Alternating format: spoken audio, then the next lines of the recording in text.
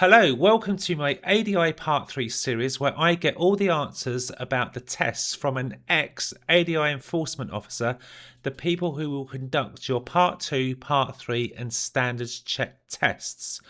I've put 16 of the most burning questions that both PDIs and ADIs ask about the test, and in this video I asked the question, should I plan a route? It's quite common for PDIs to get quite bogged down in this area, where they plan a very specific pre-planned route, or should you be thinking more about a general practice area?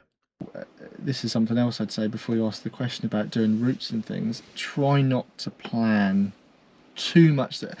Know roughly where you're going, or maybe think, right, I want to try to get to that roundabout, or for this problem we need this road. That's fine.